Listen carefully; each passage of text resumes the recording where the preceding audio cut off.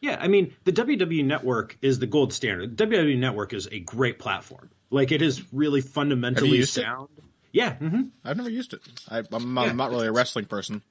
I hope if this goes into the cold intro, I probably shouldn't say that because apparently literally every other person on MMA Twitter, at least, is a wrestling person. I think it's worthwhile. I wouldn't call myself a wrestling fan, but I do enjoy and appreciate it from time to time. Not enough to consistently keep a WWE Network subscription, but enough that I'll subscribe for like 2 months a year and catch up on a bunch of things that I wanted to watch.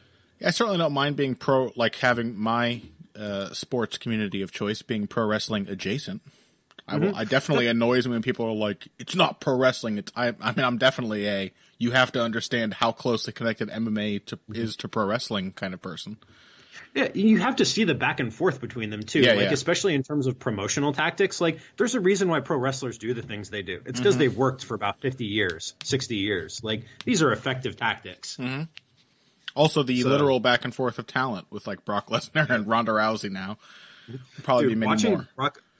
Watching Brock Lesnar wrestle now is, more right when he went back to WWE after being in the UFC, was like one of the most physically awe-inspiring things I've ever seen. Like when he just suplexed John Cena like 23 times and said just a suplex city bitch. Like that was enough. I'll be honest, Connor, I had an erection. I was like, that is all that is man, and I don't mind admitting it.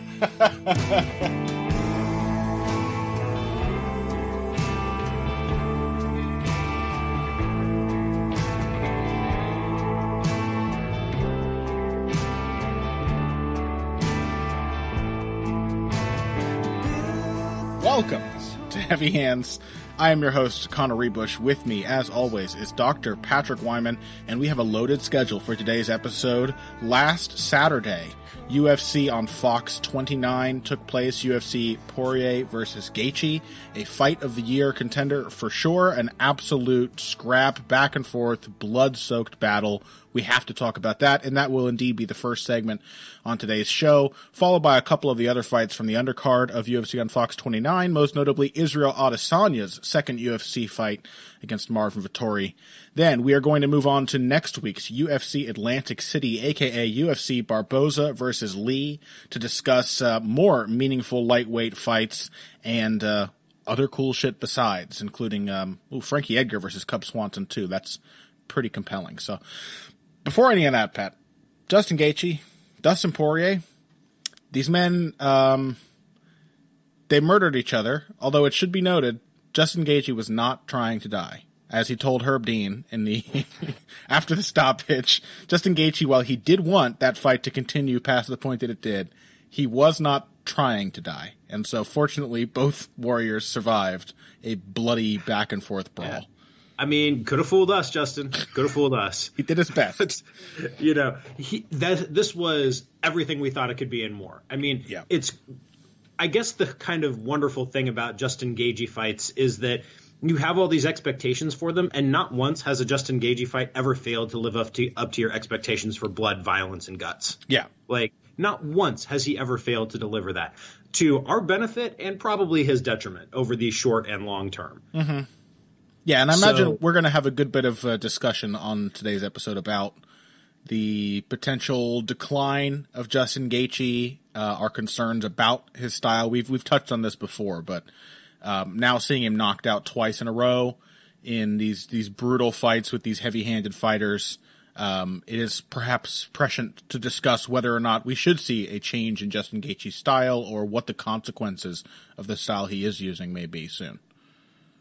Absolutely. But before we do that, I feel like we need to give some real shine to Dustin Poirier, because you and I are both real Poirier heads and have been for quite some time. Yeah. But somehow I feel like we did not give him quite the love that he deserved in the lead up to this fight. Maybe because we've been Poirier heads since before the rest, everybody else seemed to be appreciating Poirier for what he's become.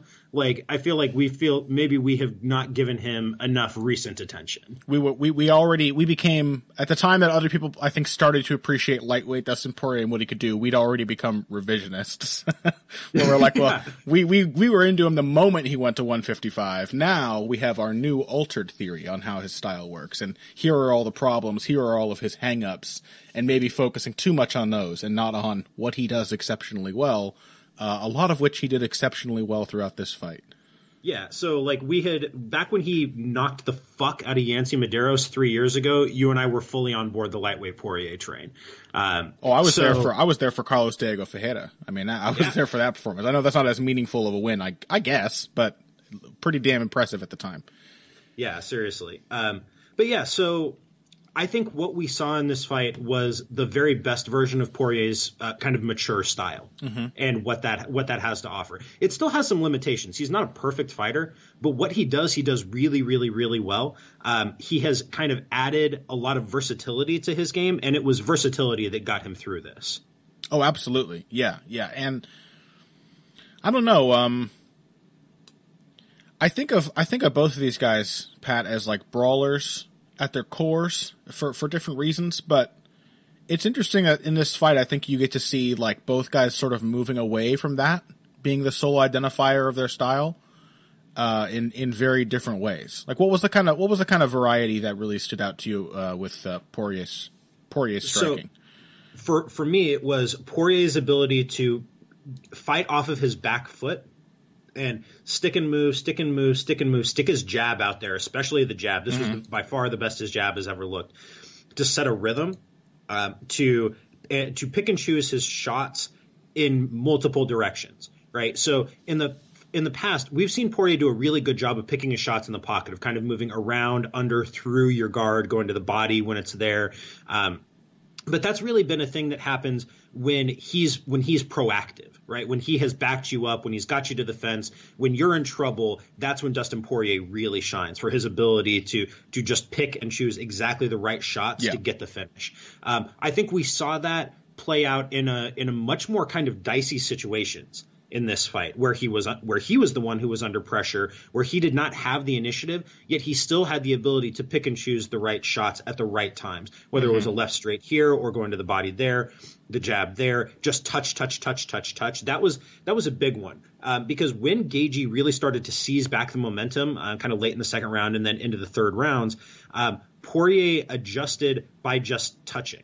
Instead of giving Gaethje the shots to counter, he adjusted by just touching. And going like 5-6 jabs right in a row just to keep the distance, to measure for the rest of his shots, and to prevent Gaethje from keying in on that one full speed shot to counter. It was a kind of a brilliant adjustment. Poirier still found himself in tons of trouble for reasons that are inseparable from the guy that he was fighting. But you would imagine if Poirier were in there with a less kind of aggressive blood and guts fighter, he could have gotten through even a tough fight by taking not that much damage, which has always been the concern with him. It's always been kind of his defense, his hit ability, and that's becoming less of a concern. He's getting much better about picking and choosing the spots in which he's vulnerable to getting hit. Yeah, I kind of wished immediately after doing last week's show, I kind of wished that I had mentioned, like, watching this fight, I was like, man, I should have talked about Dustin Poirier's footwork more. Because we saw a lot of it, as you sort of alluded to, we saw a lot of it on the back foot of him being forced back and doing a great job, much as Jeremy Stevens did to Gilbert Melendez, suddenly turning into like a nice, effortless boxer. Just, as you said, just like letting the shots go, touching, probing the distance, knowing that like Justin Gaethje, he's there, he's in range, because he always is, and he's coming forward. So, like, I don't have to load up and hit him. In fact, I'll have a much easier time touching him if I literally just try to touch him over and over and over and let the shots he doesn't see have their effect. But a big thing one of the big differences between these two guys going into the fight, I think, was the fact that Poirier has very good footwork in mid-range. He's very, very tricky with, like, these weird little stance switches. He'll do things where he'll throw a lead right. As he steps to his left, suddenly that right hand becomes his jab. He comes back across that angle with the left hand. He'll do a lot of these moves where he's using his hands to distract you while he's shifting and sidestepping and bumping around you to throw hooks like up the middle of your guard from the side. All these tricky shots like that. That helped him a lot here against Justin Gaethje, I think. Being able to get in those body shots. Like, Dustin does not have the head movement of Eddie Alvarez at his best. He doesn't have the kind of head movement Eddie Alvarez was able to show when he fought Justin Gaethje, but he was able to approach similar levels of effectiveness with his body shots and with his combinations because he was like these subtle little movements he does in fairly close range are really big for him. Yeah, he really got it done with his feet. And it's something the reason why I think more than anything else that this was pure Dustin Poirier. This is like prime peak, the culmination of everything that we've seen from him in flashes over the years. Because that stuff about the mid-range footwork has been there in some form or another since very early in his career. Like he did a lot. He used to do a lot of that kind of like shifting stuff. He did it a lot when he fought Chan Sung Jung, and that was 6 years ago. You know, that was a long time ago. And Poirier was doing stuff like that then, but not always effectively and somewhat aimlessly. It was like he had learned these things as moves, and he would use them, but he didn't know why he was using them or specifically how they fit into of a broader plan. Right. How they fit together. Like, what's the sequence? What 2 or 3 moves come after this one? Where are the bridges, to use Archie Moore's terminology? Exactly. And what we've seen now is that Poirier knows why he's doing things. Yes. And so when Poirier got opportunities in this fight, when he would hit Gaethje with a couple of good shots and back Gaethje off, that's when we saw kind of the old Poirier come out, right? When we saw him get after him, pressure him, throw a bunch of shots in succession. And Poirier has always been a guy who understood how one strike followed another. Like dating back to very early in his career, like we saw that when he fought like Jason Young in what was like his second UFC fight. Poirier was showing off kind of a natural understanding of combination flow, and now we've seen that combined with his footwork, and it makes him probably the best mid-range fighter in this division. It's either him or Eddie Alvarez, one of the two, and he beat the shit out of Eddie Alvarez in that range. We have the direct comparison, and Poirier won that fight. We need to see that fight again, man. I need to see that one decided for sure. Because Eddie Alvarez almost got to a point where he may have been about to prove himself the superior mid-range fighter. See, I don't need to see that again because I saw Poirier outland him by 30 shots. Oh yeah, I definitely had Poirier winning the fight up to that point.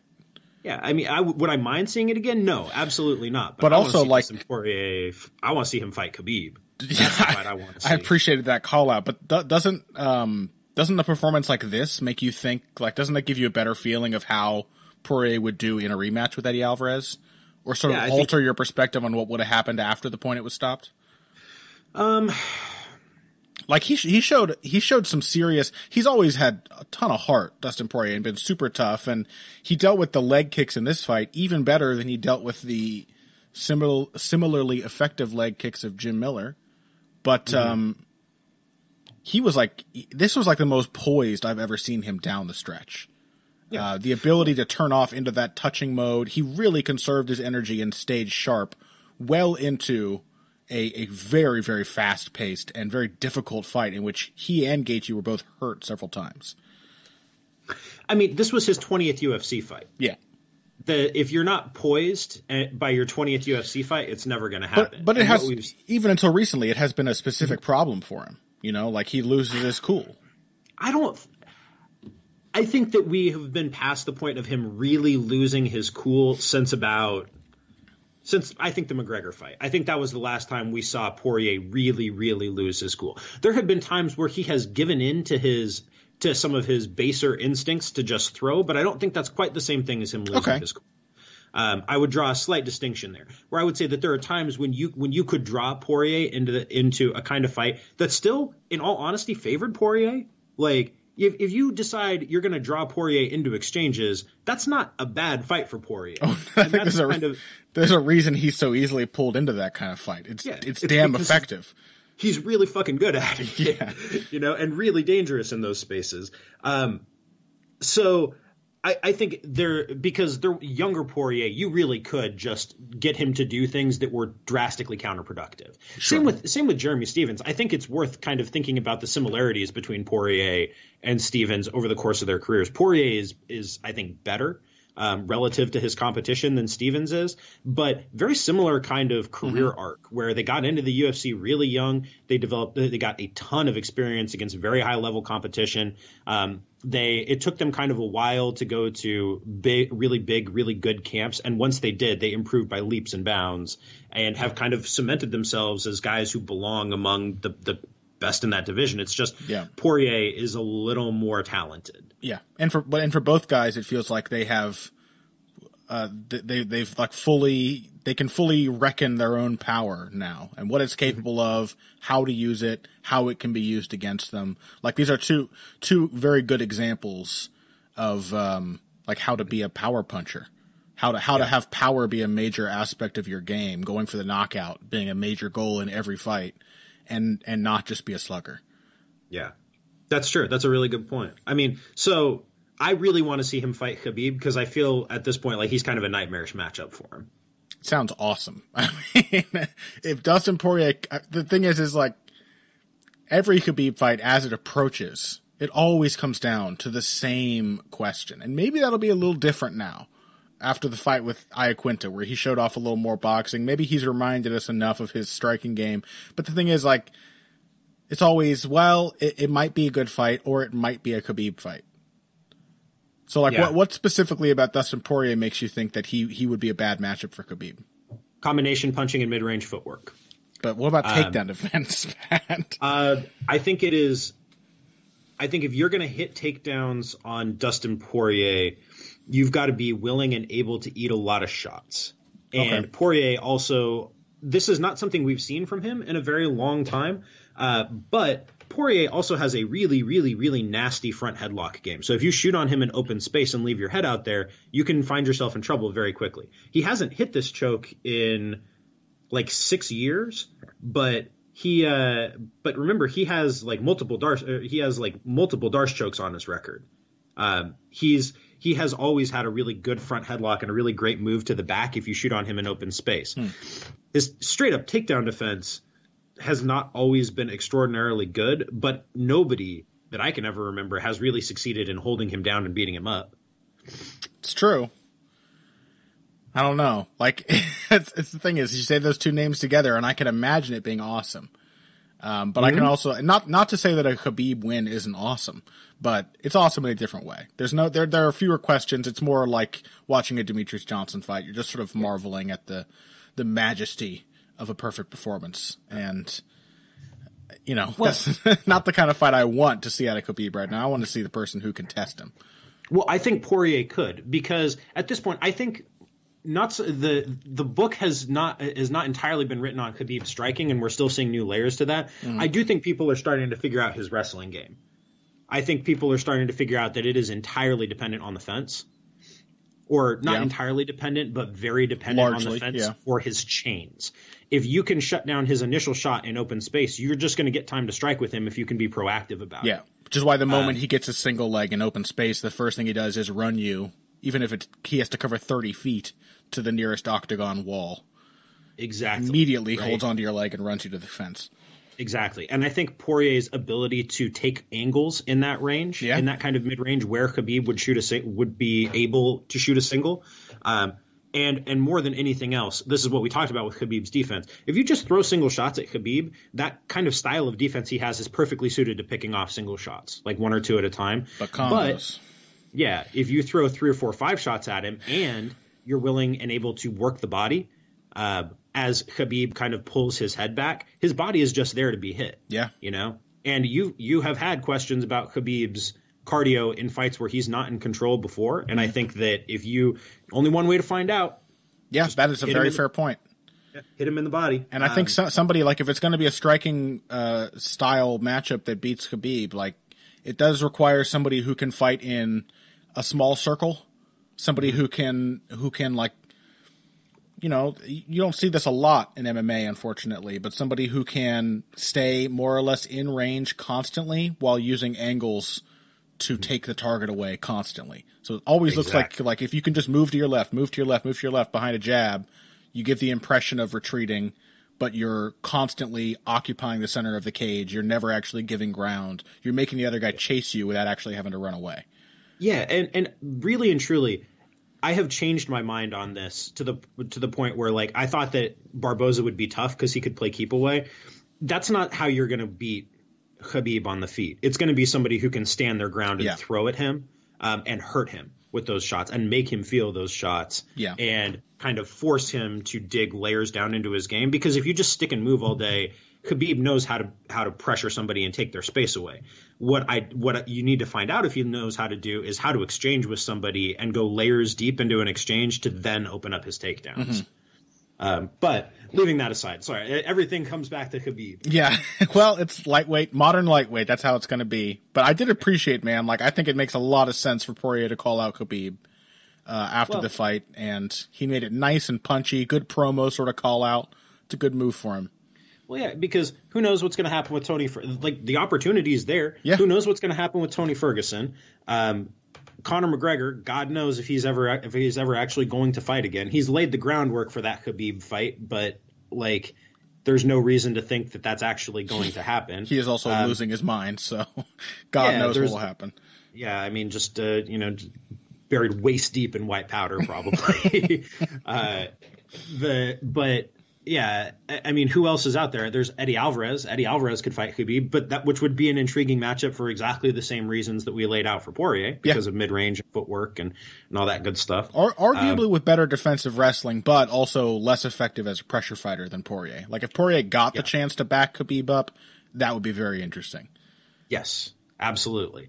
And I mean, kind of who else is out there? Like it's actually, if Poirier could make a quick turnaround and Khabib were interested in making a quick turnaround, you could just set that fight up for like 3 or 4 months from now and have a great matchup. Yep. Poirier will spend 3 of those months letting his leg heal.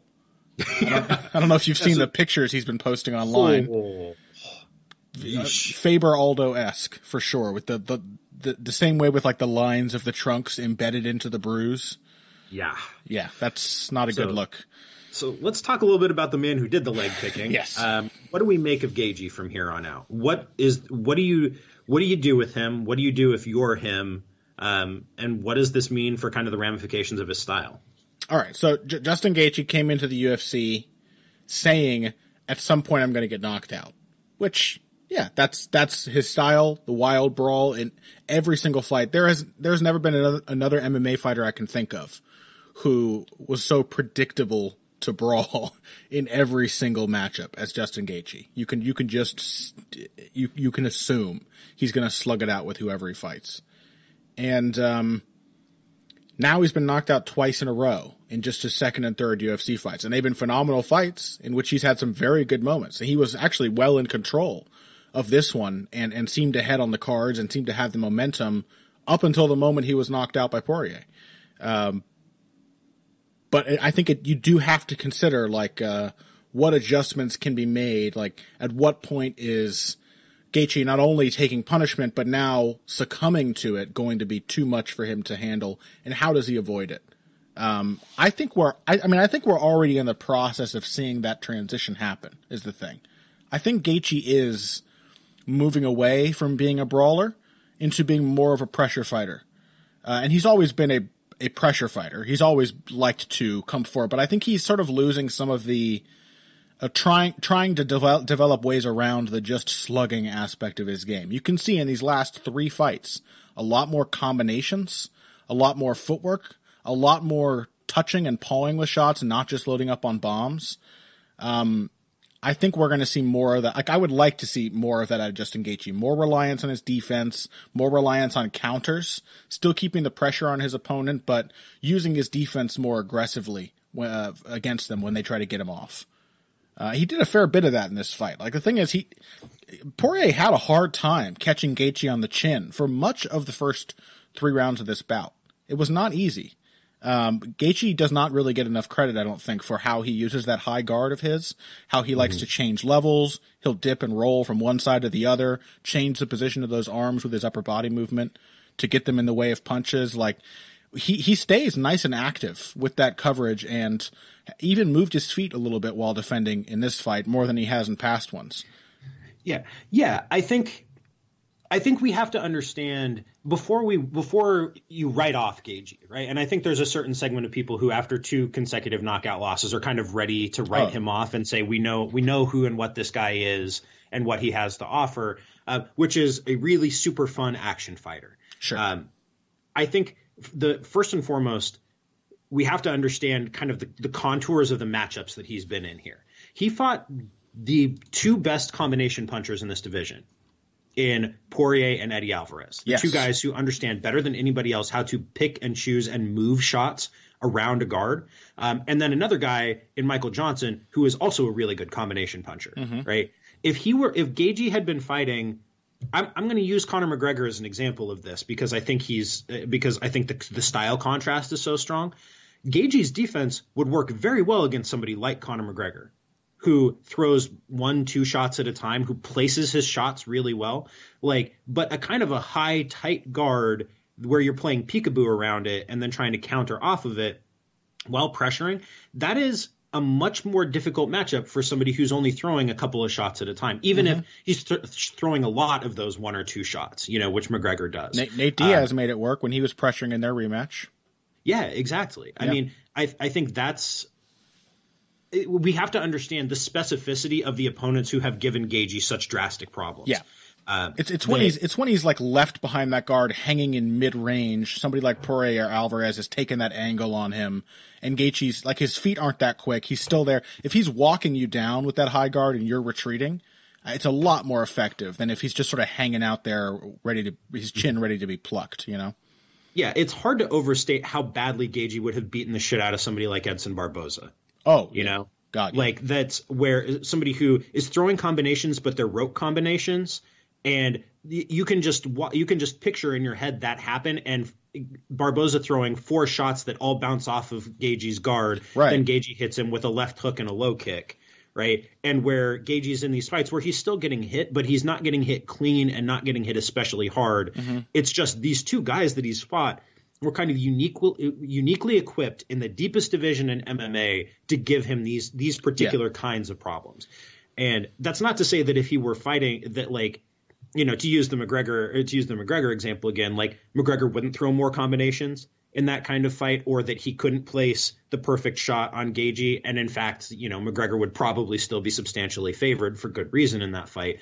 But these particular guys were real tough kinds of matchups for him. And the kinds of matchups that really only exist in like 3 divisions in MMA. Like you can find guys like that at lightweight, at featherweight, and at bantamweight. And that's it. They don't exist.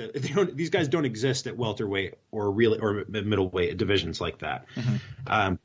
But okay, so in terms of where Gaethje goes, you'd like to see him counter a little more. You'd like to see him work a little more on his defense, a little more on kinds of the pawing and things like that we've seen from him in his last couple fights. Maybe some more changes in his footwork as well. Like the reason I was compelled to mention how effective Poirier's footwork was because it did end up being a difference maker at several points. Poirier doesn't like Gaethje did a great job of, as I said, like moving his upper body.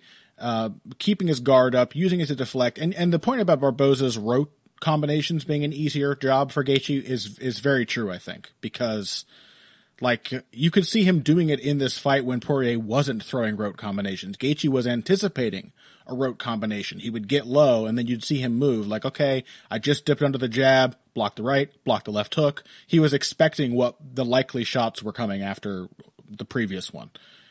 He could do that to somebody like Barboza. Here, Poirier gave him problems not only because he was not throwing rope combinations, he was organically selecting the shots that he saw the openings for and doing a really great job of changing up the angle of those shots and what combination he would throw after what combination, just being very unpredictable. And that was particularly effective because that mid-range footwork was coming into play a lot when Gaethje was covering up and using his upper body movement to try to deflect shots. So he's kind of like taking away his own vision a bit. He's setting his feet so he can move his upper body, and he's going into pure defensive mode, which you never want to do as Justin Gaethje. I think if he had better footwork, if he could use his feet and some angles more to put himself in position to be harder to hit, he'd be much more effective as a counterpuncher. He just needs to learn a little lesson from Dustin Poirier, honestly. Because Justin Gaethje with some of Dustin Poirier's skills, with Poirier's combination punching or something like Poirier's footwork, would be a nightmare opponent for so many people in this division. Yeah, so that's kind of the what, and I agree with all of that. I would actually like to see him try to cut the pace down a little bit too. Yeah. I think he's working too fast. He's tiring himself out for sure. Yeah, to some extent, working quick is always going to be a facet of his game, but he can pick and choose his shots better. Yeah, well, he doesn't have to throw. You can push a pace without even trying to hit the other guy hard. Just like that touching thing enters into it. It's just that Gaethje uses the touch. He doesn't ever touch as like a full 2-minute tactic. Like 2 minutes of a round, I'm burning it out, just finding my range, making him react. He touches you so that he can bomb you 3 seconds later. Exactly. Yeah. And there's a way in which, so this kind of gets to the how of it. I would like to see Gaethje take like 9 months off. Oh, for sure. Or maybe even longer, but like use that time productively. And he's got great coaches. We know how good Trevor Whitman is. And just do a ton of like mitt sessions and light sparring, focused on the idea of getting Gaethje to slow down a little bit and to see shots coming better. Focus on flow. Yeah, exactly. So you could imagine him doing a lot of very light sparring sessions with somebody like Rose Namajunas, where she's just working on touching and he's working on watching the shots come and kind of adjusting his defense and his counters to those shots, right? Where you're just moving in open space with no fence, where Gaethje doesn't get to have the fence as a crutch or a goal to back them up to, where he just has to constantly be working on his pressure and be working on watching the shots come in over and over and over again. And you can do that in a mid session too, right? Where you're just out in open space and you're catching combinations and then the mitt holder's firing back and you're just watching the shots come in, and they're not rote, right? They're not programmed. They're just very, very light. You see a lot of boxing trainers do this. Freddie Roach does that a lot when you watch him do a mid session, where you're just watching the shots come in and you have to adjust on the fly mid combination to the shots that are coming. And you can see something like that. You're never going to change Gaethje's DNA as a fighter, and you don't want to, because it's what makes him who he is, and what makes him marketable, and what makes him fun. But you can make him far less prone to taking damage. You can extend his career and make him more effective in the mold that he's going to grow into. Yeah, absolutely. And I think that's probably a good note to end on. Please do not have Mike Perry cut to lightweight and fight Justin Gaethje next. Okay, UFC, I know what you're thinking. Stop it. Okay, set that idea aside right now. Give this man a rest. We need more Justin Gaethje, and that means he needs some time off and a relatively easy next matchup, I should think, to get him back on track. But I think we've seen enough development out of him to believe that there are better things in the future. We trust Trevor Whitman. He's done great things with several other fighters, and Gaethje has been making those developments. It's just a matter of how long it will take him to have them all working the way they should. But that's probably our first segment, actually. More time spent on Poirier Gaethje than I think we expected, but I think that was worth it. It was a very, very entertaining fight with a lot of big implications for the future of one of the UFC's historically most talent-stacked divisions. After this, we're going to come back and talk to you about Israel Adesanya. For me, Pat, okay, I know you don't care about John Moraga, but I have to say a few words about John Moraga as well, who had a great performance over Wilson Hayes last weekend. And then we're going to move on to UFC Atlantic City with its main event of Edson Barboza versus Kevin Lee after this. Hey everybody, thanks for listening to this week's Heavy Hands. If you like what you hear, please consider pledging to support the podcast on Patreon. Patreon is basically continuous crowdfunding. You sign up to contribute a certain amount per month to help us with production costs and the like, and in return you get rewards ranging from a mention on the Heavy Hands website to a question or topic of your choice being discussed on the show. We have a lot more in the works to reward you for your help, and we appreciate every contribution. No amount is too small. Just head over to patreon.com and find how you can help out the only show dedicated to the finer points of face punching. Now let's get back to it. And welcome back to Heavy Hands. Let's go ahead and jump in on the rest of the UFC on Fox 29 undercard. Is Adesanya fought Marvin Vettori, the last style bender. Well, Pat, we had our questions about Israel Adesanya's style. We had our concerns. I don't know that all of them were necessarily answered by the way this fight played out, but how do you feel about Israel Adesanya after watching this performance relative to how you felt about him last week? I feel that his learning curve is going to be slower than maybe people thought it was going to be. That basically he clearly saw some of the problems that he faced in that first fight, And he worked on those things, and he made enough improvements to beat Marvin Vettori. And I don't know that the improvements that he made would have been enough to beat anybody better than Marvin Vettori. Yeah, he did make improvements. I mean, I think he specifically worked on some things that we thought would end up undoing him against Vettori. Yeah, it was the takedown defense, and more than anything else, the urgency. Yes. We saw him get urgent. But when it came to defending those things. But where we did not see the urgency was in attacking Vettori. You know, that was kind of like in a kickboxing fight where the other guy isn't trying to take away your ability to do the things that you feel comfortable doing in terms of striking at range. Like in a kickboxing fight, it's a striking matchup. You get to strike, which means that you can basically always throw. In an MMA fight, the other guy is trying to take away your ability to throw strikes in open space at various points in time. So that means that when you get the opportunity to strike in open space, you need to capitalize on that. Yeah. And Adesanya is still, I think, struggling to adjust his mindset to the point where he realizes that you're not going to get rid of the guy with one perfectly placed shot here or one perfectly placed shot there. Like, he scores, but he's still not landing and like throwing and landing enough, you know, where you can see that if somebody a little better than Vettori at wrestling and clinch grinding had managed to back him up and take that time away, you could have seen Adesanya very easily lose a decision in this fight, you know? Yeah. I mean, I don't want to come down too hard on Israel Adesanya here, but I'm going to agree with that point. And I'm going to say that I don't even think Marvin Vettori would have had to approach this fight with like a vastly different strategy. If Marvin Vettori were just a few more years experienced, I think he might have beaten Adesanya, because this was a close fight.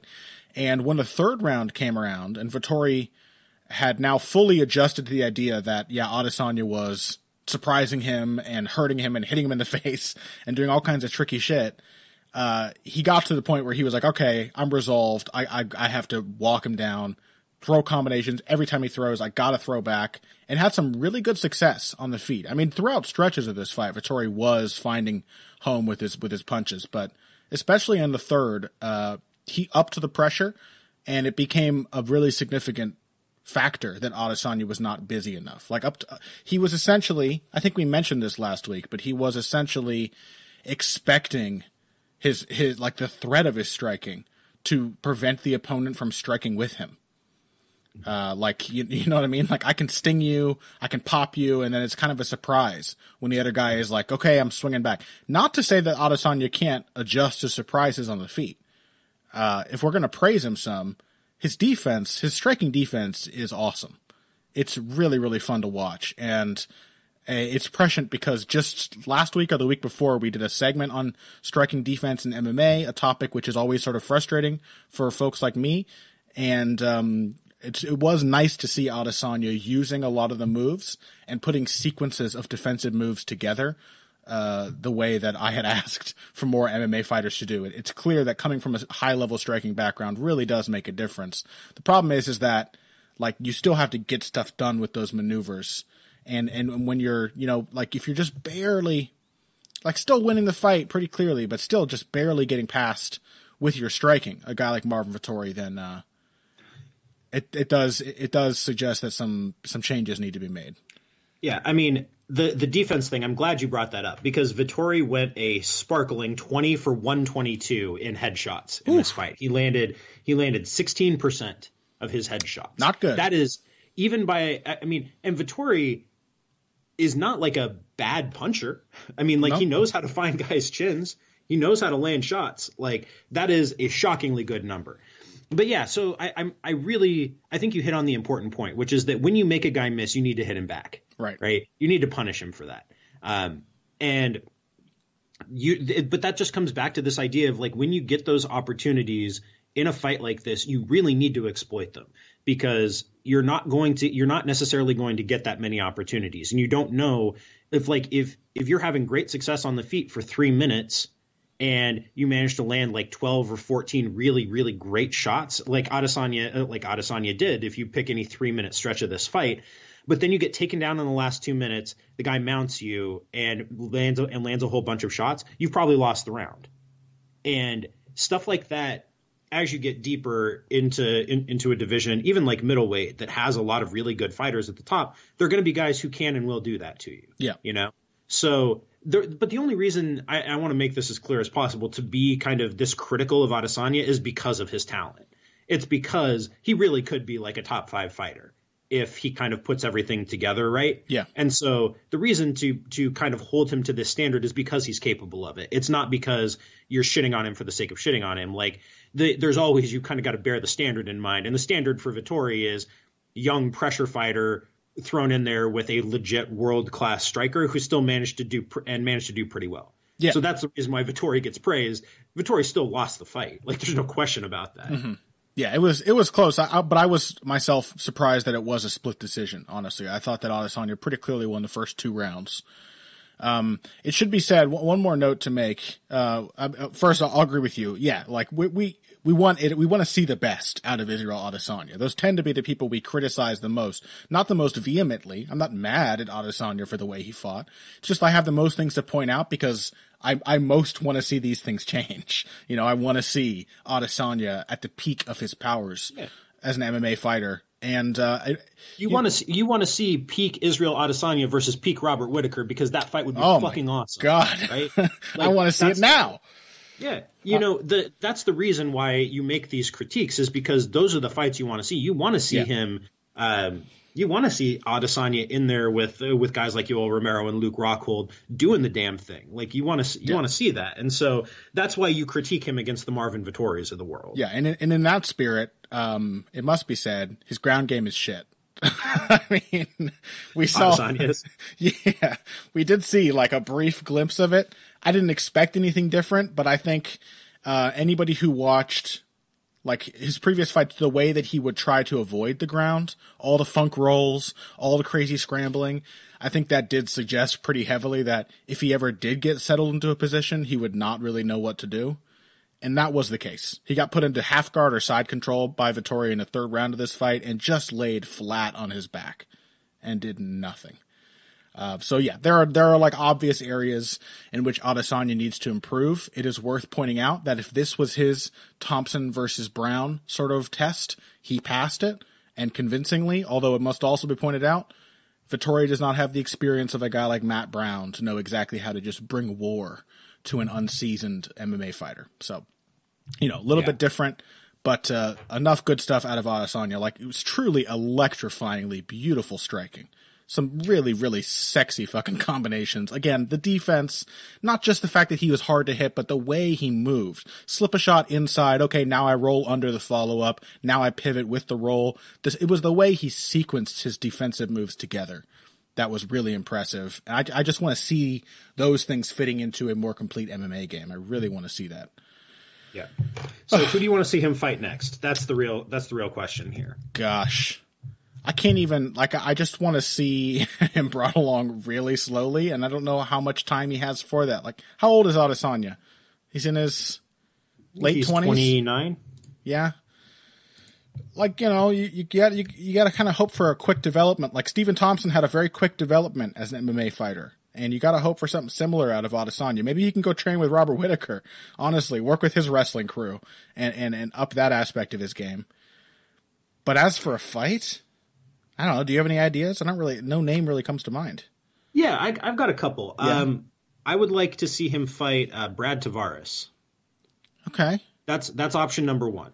If you want to give him more of a striking oriented test against a guy who's just really tough and who isn't gonna fuck around, like if you want to see, and a guy who knows how to wrestle too, right? So like he could provide a lot of the same. He could provide like a better version of the challenges that Adesanya got from Vettori, although with much less volume and pressure, it must be said. Yeah, exactly. But if you want to see, like, okay, here is an opportunity. This guy is probably going to be willing to strike with you for long segments of this fight. Yeah. So can you make something happen? Or alternatively, if Tavares decides to lean on kind of his well-roundedness, can you deal with that? So that's option number one, as kind of like a gatekeeper to the top 15. Option number two, this is kind of an interesting one, though I'm not sure they'd make this fight. I would like to see him fight Erik Anders. Why is that? I think that would be interesting. Because Anders wants to pressure. Anders is going to try to get after you. And not especially well, like not especially technically, But That's a good point. But he is really big, really athletic, really strong, and can hurt you badly when he gets you into those spots. And also knows is a pretty good top control guy. Like if you're going to pick one of Anders' skill sets and be like, yeah, okay, this is the thing this guy really does well. It's when he takes you down, he knows how to hurt you when you're on your back. Mm-hmm. Pretty effective in the clinch too, for like a guy like Adesanya who has been stalled out against the fence. Erik Anders could really test him there. Exactly. I think he would have trouble getting Adesanya there, but if he did, he could make things happen. So those are... I like those, yeah. Those are kind of the two matchups I had in mind. But yeah, because otherwise you're talking about a real big step up. Yeah. Like your other options would be something like the Thiago Santos Dave Branch winner. Too much. Yeah. Far too much. Dave Branch would grapple the fucking hell out of Dave Branch Adesanya. would take a 30-25 decision. He would just wrestle fuck his he would destroy his life. He might submit him, honestly. Dave Branch with that rear naked choke. Like Branch is not a very aggressive submission artist, but he has very good jiu-jitsu. Yeah. So, but that's probably enough about Israel Adesanya. You wanted to talk about John Moraga. I enjoyed the hell out of that fight. I'm glad you did. I am almost insulted that you thought that I would not enjoy some fine ass John Moraga work. I'm glad you did enjoy it. John Moraga does not. I mean, let's be honest. If listeners of the show had to pick which one of us would support John Moraga more heavily, they would pick me. Like, he is that kind of fighter. He's had a lot of scrappy performances. He's had a lot of underwhelming performances. But when he shows up, he has a tendency to show up very impressively. And like, honestly, I want to talk about this fight. John Moraga fought Wilson Hayes on this undercard. And I wanted to talk about this just because if this were the John Moraga who had fought Sergio Pettis, he would have lost this fight. I think he would have been grappled to death. He looked as good as he did in his prime. You know, like ever since I saw John Moraga's fight with Ulysses Gomez, I think it was one of the first UFC flyweight fights.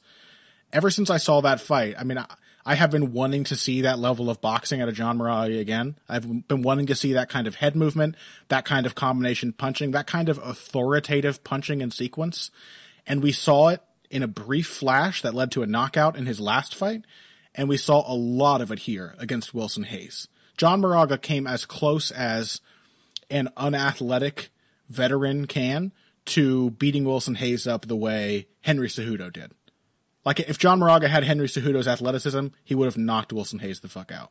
He was really sharp, man, and I was very impressed. I enjoyed the hell out of it. Yeah, his counter right hand was about as good as you're ever going to see a counter right hand get thrown. Yeah, because it wasn't just the way that he was throwing it early and often. It was that he was taking great angles on it. He was moving his feet to get in position to land the punch clean and flush. And so this was. You have liked John Moraga for a very long time. You have liked John Moraga more than just about anybody else.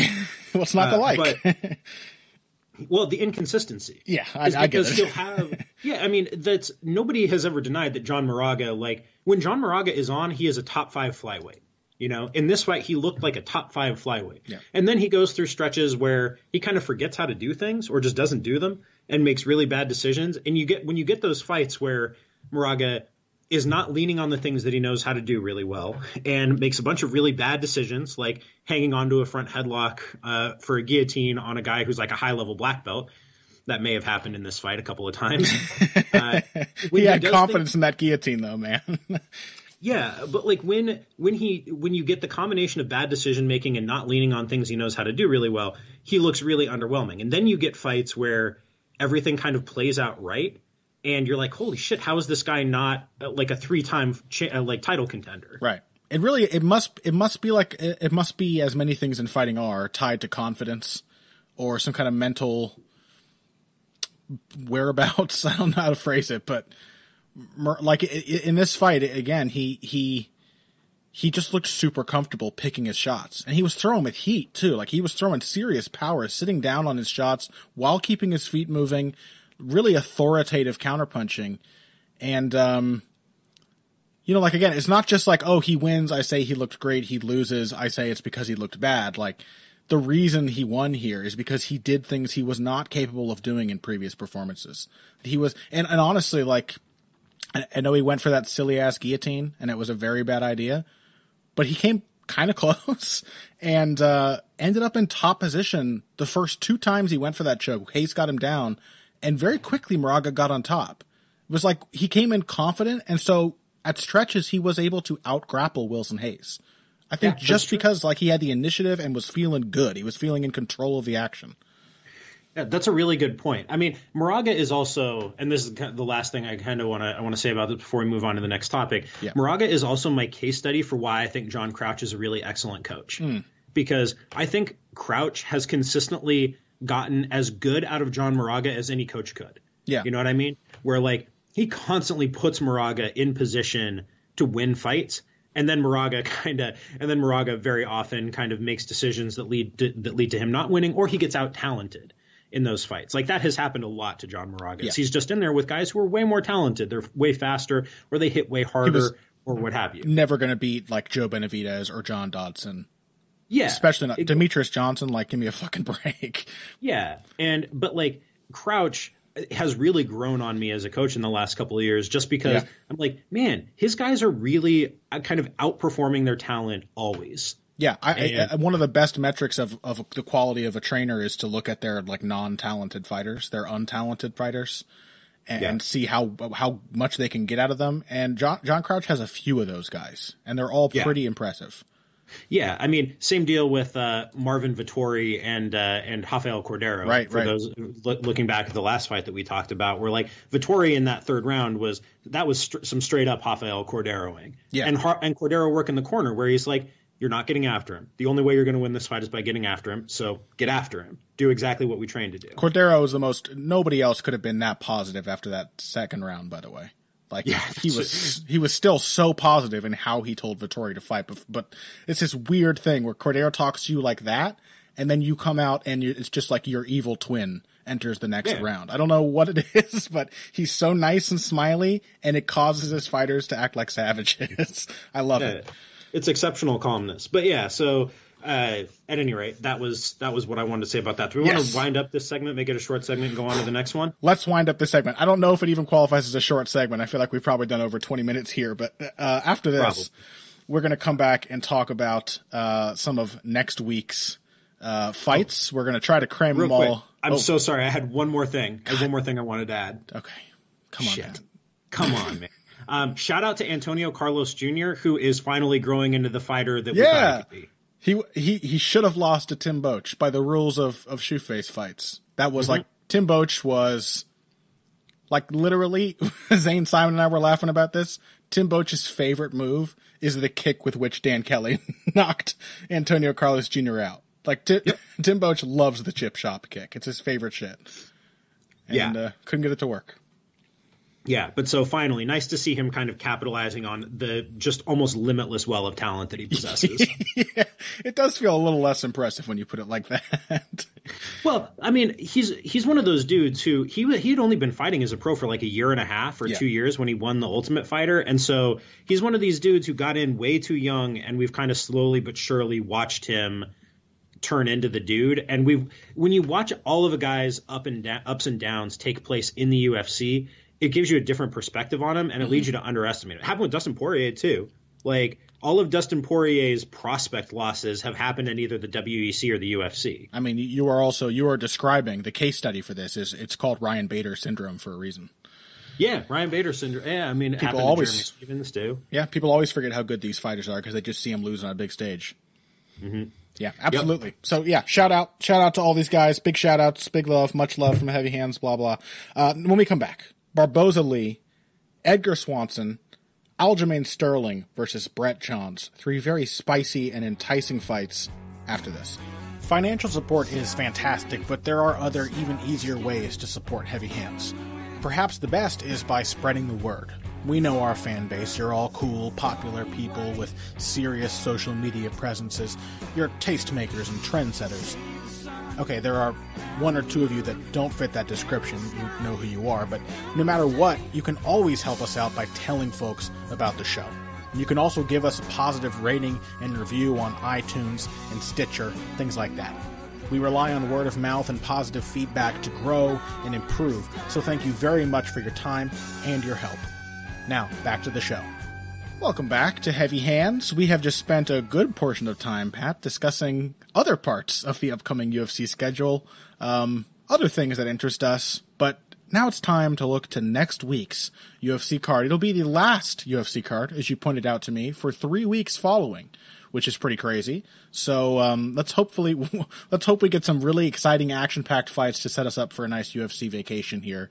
Hopefully the main event will give us just that. Edson Barboza versus Kevin Lee, a very enticing matchup. Both guys lost in their most recent fights. Barboza to Khabib Nurmagomedov, Kevin Lee to Tony Ferguson. So you could perhaps blame these two men for the curse, at least in part. They've had their part in that affair. But pretty quick turnaround for Edson Barboza. It was only 4 months ago that he suffered that pretty brutal one-sided loss to Khabib. A fight in which he had his moments, but like most of the comments after the fight regarding Barboza had to do with his toughness for a reason. Do you think that he might be trying to turn around too quickly here against Kevin Lee? I don't think he's trying to turn around too quickly, but I just think at this point we have such a strong idea of what Barboza does and doesn't do well. He doesn't strike me as a dude who's going to have a real productive, kind of late prime. He does, he gets a lot done with that athletic ability, the speed of his kicks. It's not hard to imagine. The irony is maybe even though he has developed a more full technical game, Edson Barboza's downfall will probably look very much like Anthony Pettis's, which he had a part in. Yeah, I mean, yes, and I think that I don't think that there's a real plan B out there for Barboza.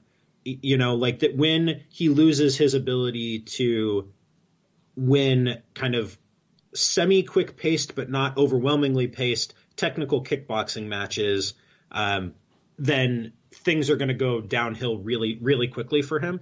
And also just because his weaknesses are his weaknesses, and they always have been.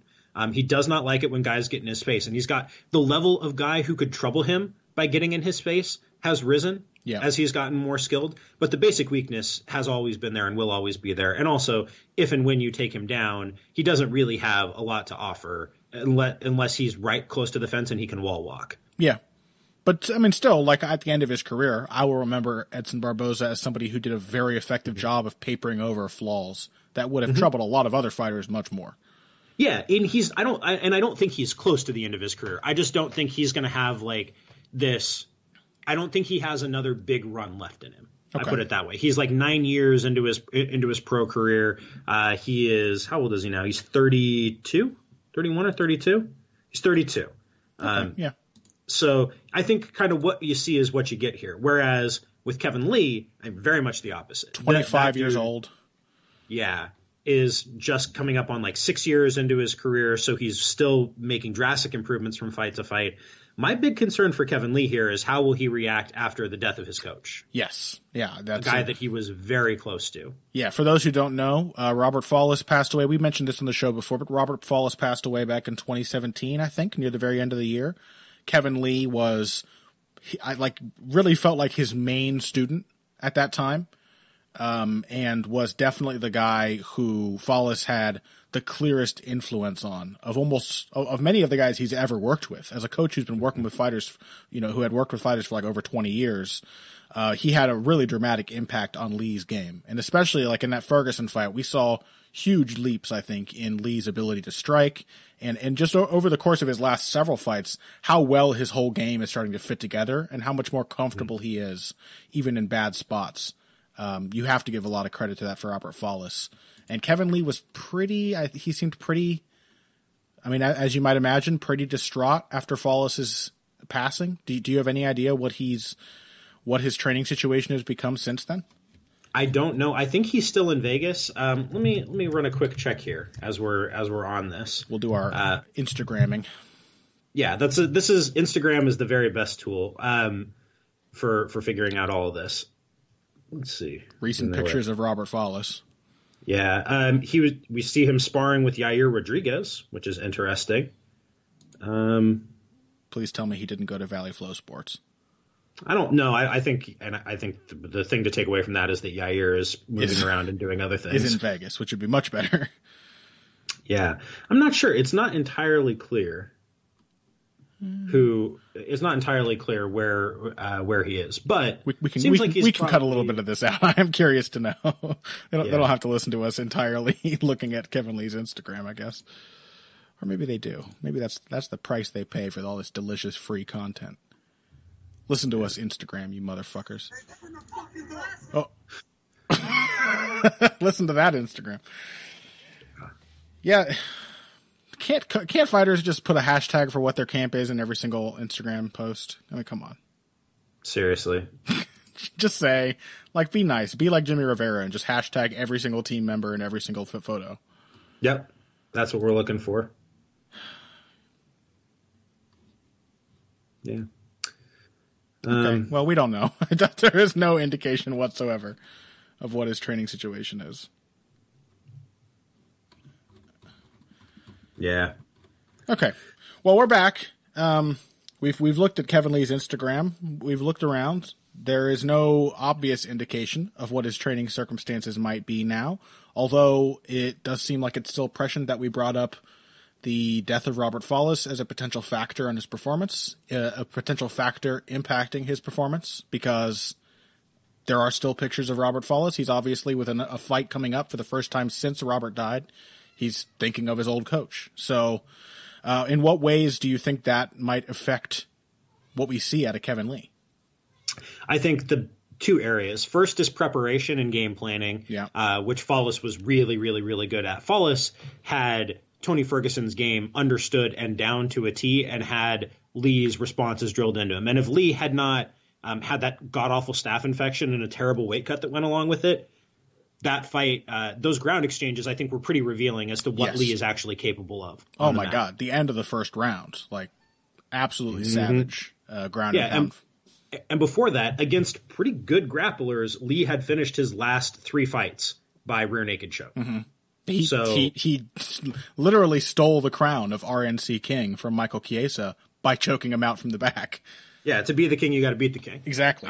Preferably by rear naked choke. By the exact way he beat the last king. Whoever it was that Michael Chiesa, whatever rear naked choke master he choked Benny out. Dariush. There we go. The title moves on. Kevin Lee, Tony Ferguson. Lineal rear naked choke king. Yeah, because Tony Ferguson didn't RNC him. So until somebody finishes Kevin Lee with an RNC, he will remain the RNC king. Exactly. So how do you think – so you liked what you saw from him on the feet. I liked what we saw from him on the ground in that fight. I liked what we saw in terms of his takedown entries against Tony Ferguson, where he did not do what we had seen from him in the past, where he shot from too far away, like he had trouble with his spacing or his timing. He timed his shots beautifully. He timed his level changes beautifully. And also, he did not leave his neck out there when he shot on Tony Ferguson, which I think says a lot about Lee's preparation and his kind of understanding of what he was facing there, where lots of guys, when they shoot on Ferguson in open space, they leave their necks out there. When Lee shot on him in open space, he looked for body locks. He looked for things where they were going to be chest to chest, where his neck was not there for Ferguson to grab. You know, I thought that said a lot about kind of the smarts that Lee has and how well he was prepared for that fight. Did a really nice job scrambling with some of those body lock moves as well. Like, did not end up being sprawled on or having his neck attacked by Ferguson at all. Like, it ended up being that Ferguson, of all things, used his guard to finish Kevin Lee, which is impressive and says something, I think, about Ferguson's diversity of skills as a grappler. But still, like, you don't leave your neck out there when you're fighting Tony Ferguson. If you're going to try to take him down, you do it the way Kevin Lee did it. Exactly. And I think that kind of sense for what his opponent's takedown defense looks like and how best to get around that is going to serve him well here. Yeah. Where you shoot on Barboza in open space, and you're probably not going to get that far because Barboza's footwork is pretty good. It's hard to get a clean shot at his hips. He's got strong hips, which means that when he sprawls in open space, you're not really getting anywhere. But if you can pressure Barboza and get Barboza back to the fence, Barboza is not, by the standards of this division, when you put him in there with like real good grapplers, is not an exceptionally strong guy. You know, we've seen him get muscled around before. We saw Khabib pretty effortlessly muscle him around. We saw Tony Ferguson muscle Barboza around when they got it, when they locked up. And we saw Lee kind of muscle around Tony Ferguson when they locked up. Yeah, we've mentioned this before, but it always bears repeating. Kevin Lee is strong as an ox. He is the one aspect of his talent that stands out more than anything else. And he is an exceptionally talented guy. Like, if Kevin Lee had a rock-hard chin, we would probably already be talking about him as the future champion in this division. He is really, really well-rounded in all the things he seems naturally able to do. But he's so strong, man. Like, he's one of the reasons that I still would really like to see Kevin Lee versus Khabib. I think Lee is the only guy in the division who can match that kind of strength and possibly even exceed it in wrestling tie-ups and on the ground. I mentioned again that the scrambling, using those underhooks and sort of upper body wrestling attacks on the ground and in exchanges. I still remember a sequence where Lee got Ferguson down, was hit by it was like a funk roll or a reversal. Ferguson hit it really well and immediately ended up on top. Lee was basically totally reversed, and with one arm, with an underhook, managed to throw Ferguson on his back and end up in top position. Like, his strength is an obstacle for people who expect to grapple him using their usual tactics. It really is. Yeah, and I think that's kind of going to be Barboza's downfall here. If we're moving to the point where we got to figure out who we're picking and why here. Yeah. I think that's going to be a real problem. That if Barboza cannot keep Lee at distance the whole fight, when they lock up, Barboza is going to get kind of tossed around and planted on the mat and beaten up from top position, and then when and if Barboza tries to scramble, it was back taken and submitted. There are a lot of X factors there. Lee is not the most natural pressure fighter. Like, he can get after you, but he's not. He is not a downhill bowling ball of the kind of type that has troubled Barboza in the past. With that said, Lee is still a pretty good striker, throws good straight strikes, knows how to work behind a jab, knows how to throw a 1-2, and knows how to throw back. So yeah, it should be said, like, it was really only one fight in which we've seen striking of that level out of Kevin Lee. We have certainly seen flashes of good stuff before. We have seen a lot of good moves, but as a whole performance, the one against Tony Ferguson was where it was like, okay, he knows his range. He knows what his openings are. He's mixing up his shots. He's countering. Certainly with the counters, that was better than we'd ever seen Kevin Lee strike. But like, even in the fight previous to that against like Michael Chiesa, Francisco Trinaldo, he's had his moments. He's still not flawless. There are still these he does a lot of watching his own work after he lands a lot of single shots and then lingering in range or not immediately hitting a defensive move. There are still opportunities here if Kevin Lee is not forcing the wrestling game on Edson Barboza, where like Barboza can do some serious damage. Barboza's kicks are incredibly fast, well placed. He can use them even while retreating better than most people in the sport. He's going to have a lot of opportunities, I think, if Lee decides to hang around at long range. If that kind of fight does happen, then it really would behoove Lee to make his reach a serious factor and try to put the pressure on Barboza using that long jab, using his stance changes. I'm not 100% confident he'll do that from the get-go. I don't think Barboza's going to. I don't know. Kevin Lee's he's been chinny in the past. He could get caught and knocked out. It's hard to separate Lee's potential from the idea of like who he is as a fighter right now, because I still don't exactly know who he is right now. Yeah, I think that's going to be the concern about Lee for probably another couple of fights until we see where this goes. There are times when you see guys make some leaps and then never build on them. Yeah, I don't think Lee is the kind of guy where that's going to be the case. But it has happened before, and you never know if you lose your coach, a guy that you were really close to, right, and the guy who was your head coach too. Flawless wasn't just his jiu-jitsu coach. Flawless was the guy who was doing his game plans, who was kind of helping to plan his sparring sessions and his training. You know, and Flawless was when Flawless was your head coach, like it was a close relationship too. It was like a serious partnership. So yeah, there's no telling how that has actually affected Kevin Lee.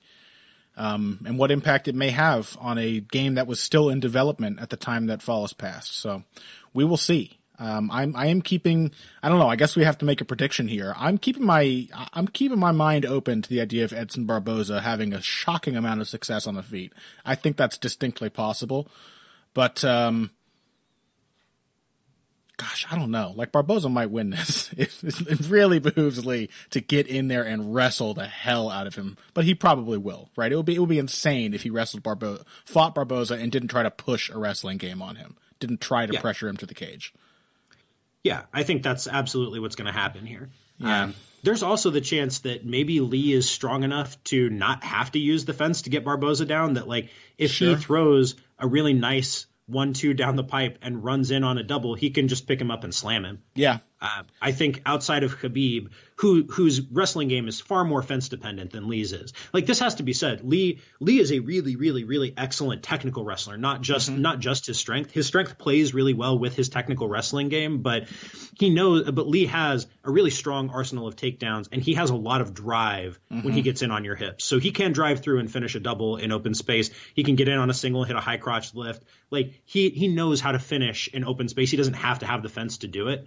So, yeah. And Barboza's a real, like, he's a bouncy kind of takedown defender. He'll spring up off the ground, but we saw against Khabib, like, if you can secure a position on him, he has far fewer options. He's much less comfortable. And Lee might actually be scarier when he's secured a position than Khabib.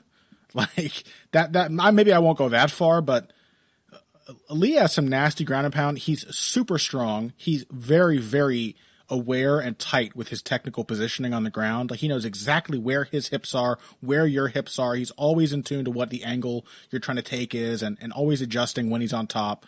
He's a suffocating, control-oriented top grappler. And that seems like if he can get to that part of his game consistently, it'll be a very bad night for Barboza. That's precisely what he struggles with. Yeah, I think this will end up looking like a quicker-paced version of the Michael Johnson fight with more takedowns. Sounds fun.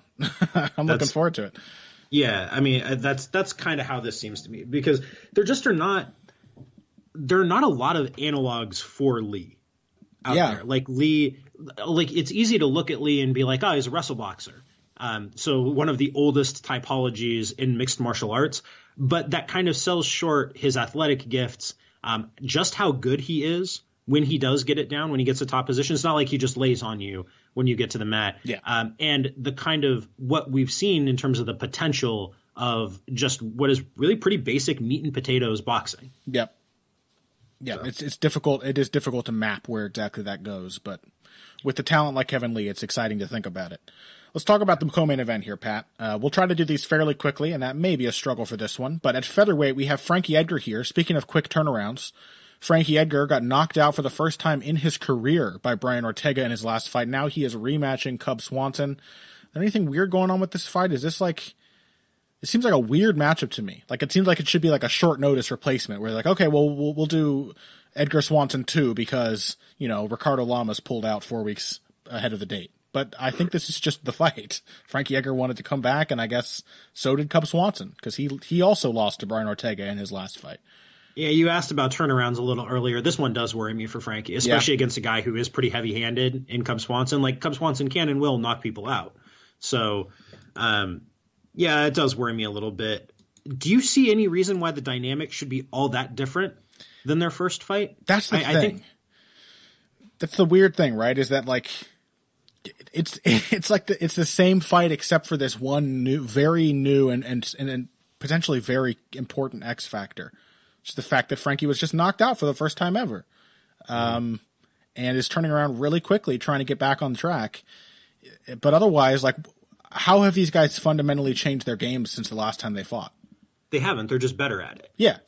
I mean, Swanson throws more volume than he used to. He's comfortable working at a quicker pace. His footwork is a little sharper. He's probably not as fast as he was, or as athletic as he was. They've developed in like the same way. Frankie is the same. He's thrown a little more like meaningful volume. He's not as fast or as mobile. But his footwork is even better. His footwork is technically better. And on the feet, he throws with more heat. Absolutely. He throws way harder shot. Like he had this stood out to me when I was rewatching that Ortega fight. He was throwing fucking heat, man. Mm-hmm. Like that Chad Mendez knockout was kind of a preview of things to come. Like, Frankie is never going to be a big time power puncher, but his shots had real sting on him. Like, he was moving Ortega with those shots when he was landing them. And Ortega's a pretty tough dude. Mm-hmm. Yeah.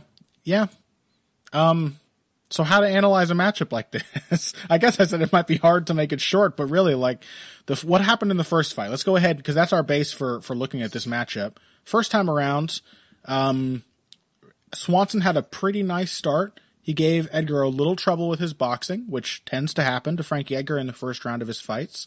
He has to kind of get hit a little bit, get marked up, and get a read on what his opponent's trying to do.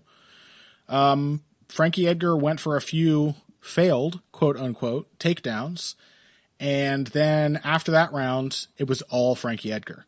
He used the first round, which was relatively slow, to establish a ton of work, which he would spend the next 20 minutes of the fight executing.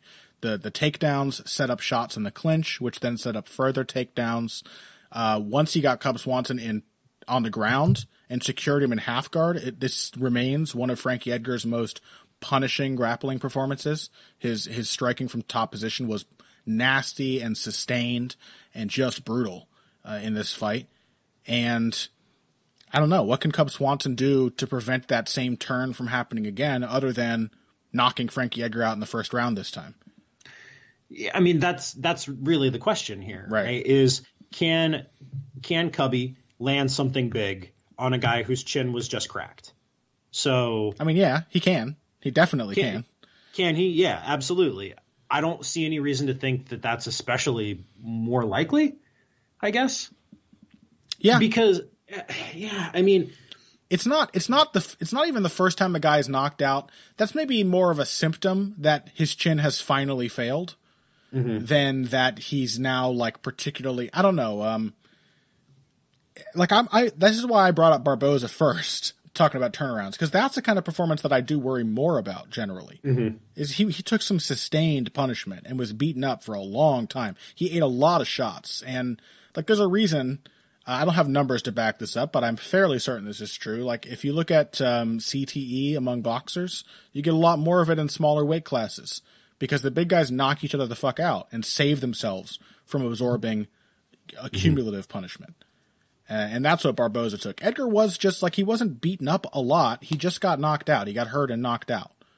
Yeah. So is he going to be okay? Like if he just comes back in and looks like the same veteran Frankie we've gotten used to, I won't really be shocked. I'm just a little worried that he won't. Yeah. I'm going with Frankie. Kind of have to, right? Yeah. Because I think just to talk about the one thing that's really changed in Swanson's game, the volume increase, right? That has mostly come in fights where guys have more or less consented to fight the way that Cub wants to fight. Right. You know, in really these kind of boxer punchery matchups where you throw back, you get these exchanges going, and Swanson spends way less time far out than he used to. I'm not sure that actually helps him that much against Frankie because Frankie wants to be in that range, and Frankie's fine with you throwing volume at him because he's not that easy to hit. And when you're throwing volume at Frankie, you're opening up your hips for takedowns. So, yeah, I think we see a strong 3-round wrestle grindy performance from Frankie Edgar here. Where like he'll throw his strikes, but I think he's only going to do it so that he can get in on his takedowns, and then assuming he can get Cub down, and I think he can probably because there's no real reason to think that Cub's takedown defense is like drastically better than it used to be, or that his instincts on the mat are drastically better than they used to be. And if that's the case, it seems fairly clear. Yeah. I mean, I think even in the first round of that fight, like Swanson was slower paced than he'd been up to that point too. Like the Frankie's movement, his counterpunching, his varied attacks, and the threat of his wrestling. Over the course of that fight, like once he'd been taken down and beaten up a bit, Swanson's boxing disappeared. He lost confidence in it. He just like that volume relied on him not being worried that at any moment he might no longer be on his feet. So if once Frankie gets into that rhythm, I expect to see both a similar Frankie Edgar and a similar Cub Swanson, honestly. Okay, so that's that one. That's the co-main event. We have a few more words to say about one more fight. We'll make this one very quick, but it is an enticing battle. Aljamain Sterling versus Brett Johns, meaningful contest in the bantamweight division. Aljo was knocked out brutally in his last fight, fought Marlon Moraes, ate a knee to the head while going for a takedown, and one of the scariest knockouts of was that this year or last year? That was last year. That was last December. Okay, good for him. Okay, one of the scariest knockouts of last year. Now he's in here fighting Brett Johns, who is unlikely to threaten him in that way. But I don't know. What do you make of Johns as a return opponent for Sterling after that last result? Exactly the right opponent for him. Where Johns is really good, and Johns is a dude on his way up. He has won his first 3 UFC fights quite handily, has not really been threatened much in any of those. Yep. But Johns is a real try-hard guy. You know, he's not especially gifted athletically, but he's very strong and has a really, really good wrestling game, really good top control game, and is a surprisingly good combination puncher on the feet. He's not a bad boxer at all in terms of his technical skills, understands how his skill sets go together. So to me, this is is Aljamain Sterling still like a top 5 kind of guy, and is Marlon Moraes just that good, or is he a guy who has just never really been able to put all the pieces together? And Brett Johns, a guy for whom all the pieces fit together very clearly, is he the kind of guy who's going to beat him? Mm-hmm. That's the kind of fight we're looking at here. Yeah, I agree. Brett Johns as a try-hard, I appreciate that framing. Like he has a bit of the Volkanovski vibe, a bit of the Gregor Gillespie kind of vibe to the way he wrestles people. It really has a lot to do with pace and pressure. That the way he grapples, the way he wrestles, the way he fights generally, although he will slow the pace down a bit and box a little on the feet, but his typical performance is all about the work rate. It's all about just making you constantly struggle against what he's doing, and he's just when he's comfortable, he's just nonstop chaining his moves together. And apparently that goes pretty deep into his game. We saw some really, really nice chain grappling with that win over Joe Soto. I know it was only 30 seconds of fighting, but really, really slick transition into a calf slicer there. There's more to Brett Johns' game transitionally than just the wrestling, although that is the hallmark, obviously. How do you think Sterling responds to the pressure of Johns? Because I agree with you. I like this matchup. He's got somebody who's going to wrestle him, but he's also going to have to deal with combinations coming forward. He's going to have to deal with fairly good straight punches out of Johns. And we have seen, up until that Marlon Moraes fight, we have seen steady, gradual, but steady improvement in the striking of Aljamain Sterling. He's looked a lot more relaxed. He, like many other fighters of this generation, suddenly learned how to measure his distance with a jab and became a much more comfortable counterpuncher. And his footwork and head movement have both come along a long way as well.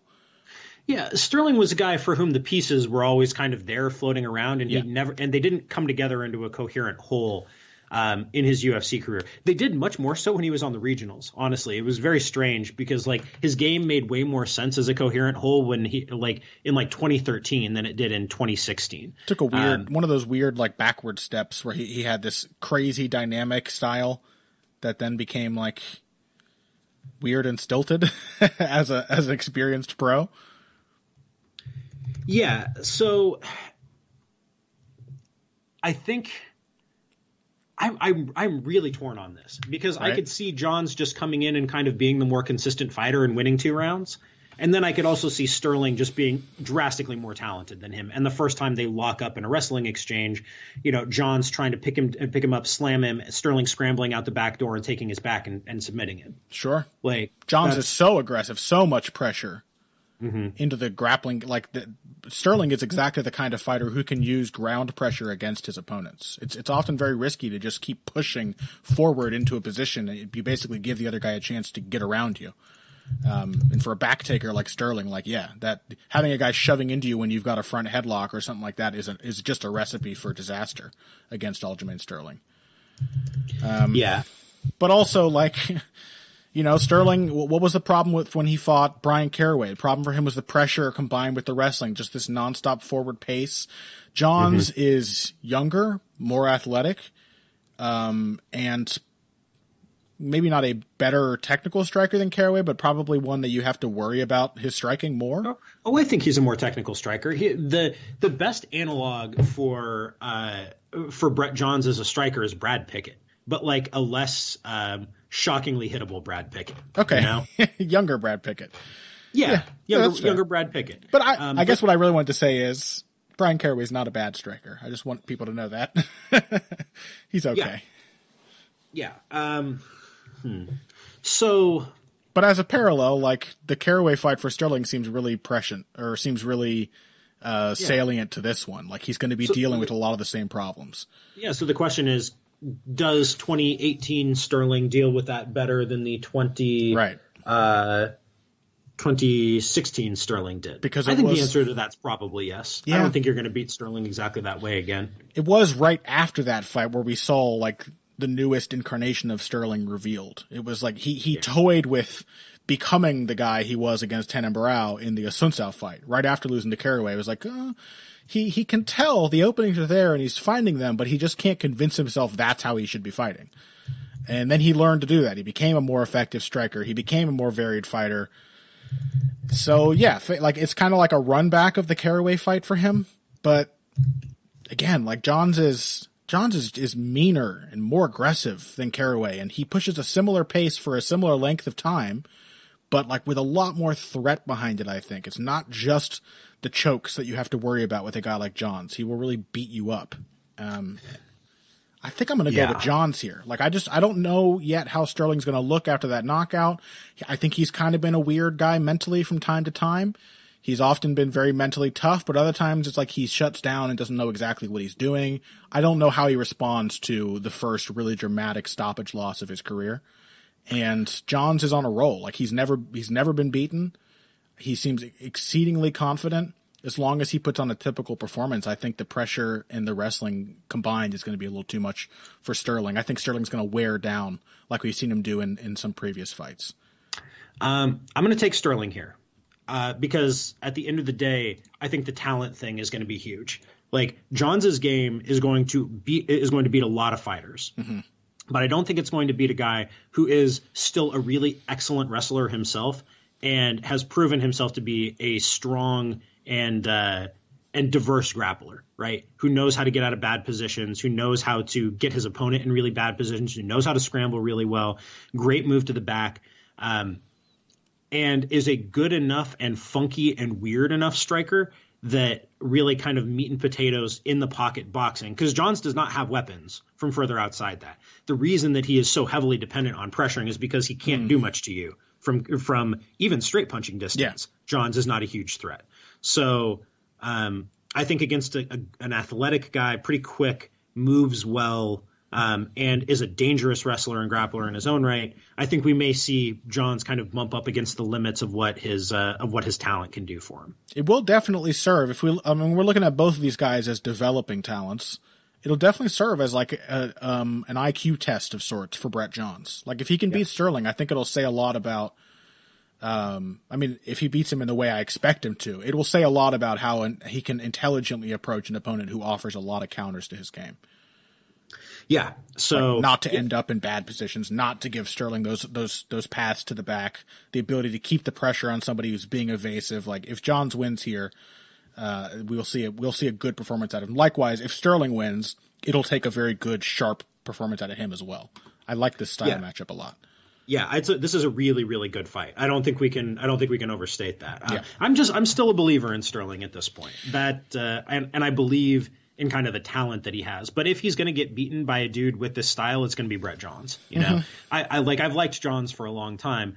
Johns was not especially highly rated as a prospect, despite his record and despite the fact that he was beating a lot of good guys, because he did not look especially talented. You know, just like the people. Hot English prospect with this profile was Arnold Allen. What happened to him? What happened to Arnold Allen, man? Has he just been injured for a long time? I think he got injured and has been out for now. Like, you just can't be a prospect in MMA nowadays. It doesn't work. People don't know who you are because they never see you. Yeah, like Arnold Allen was the dude who was supposed to be the one that everybody was excited about. But Johns has just kept winning fights. Yeah, well, the difference is you love your talent, Pat, but the big difference between Johns and Allen is process. Brett Johns' game fucking works. It works. But that's the irony. I actually liked Brett Johns as a prospect. Like, I had him on the lists that I did for Bleacher Report. I made sure that he was on there, and I think I had him in my top. I had him in like my top 8 one year. Yeah. So like, alongside a bunch of bantamweights who were objectively more talented than he was. So, I'm a believer in Brett Johns. I think he'll stick around here. It's just, to me, this is more a question of, do you think Sterling is actually the guy that we thought he could be, or is he just going to kind of top out as a as a good but as an accomplished but frustrating talent. And has more of that feeling for Aljo. Like there's not a huge difference in age here, but he's 28. So it's probably like he's nearing that point where he has to shit or get off the pot. He has to prove that he belongs. Johns is 26, only has 3 UFC fights. Like this would be his first loss, and he'd have plenty of time, it feels like, to come back from that. Yeah. So. Yeah. I mean, you're right about the stage of Sterling's career. Like he's in his prime. He should be winning big fights against big name competition at this point. He's got to be hitting his stride soon or never. So a fight with implications, lots of implications going on here. And that implies I just pictured Dennis from Always Sunny. We're talking about the implication like that. It's the implication. Sterling beats Johns because of the implication.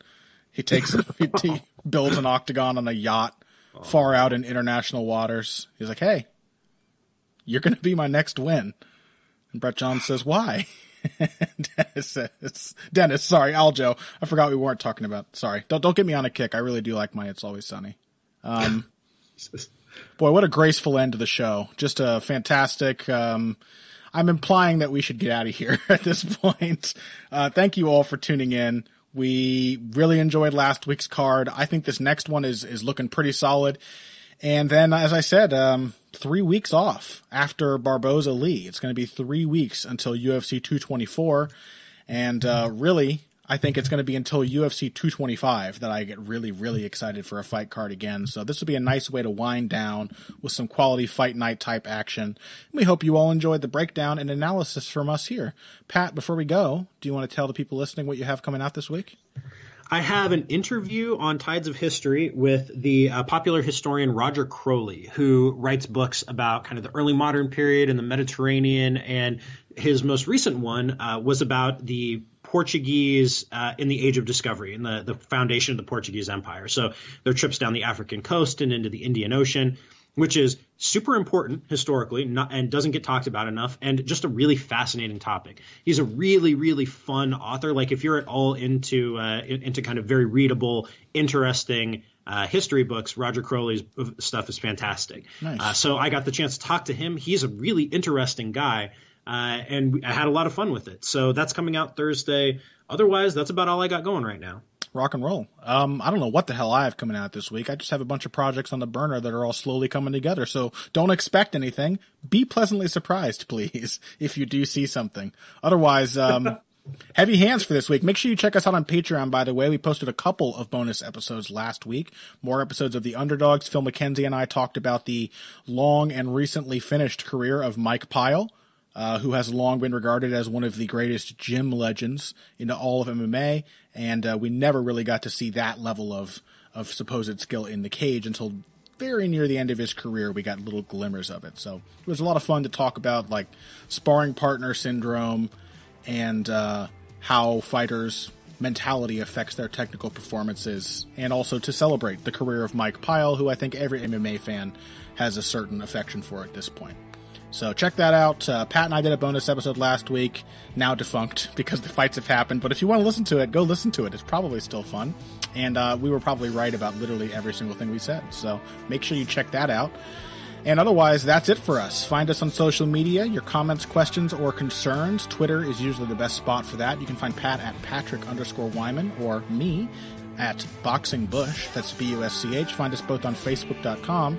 Have your data stolen on Facebook.com by visiting Facebook.com/Patrick Wyman MMA or /Conor Ruebusch MMA. Subscribe to the show. Tell your friends.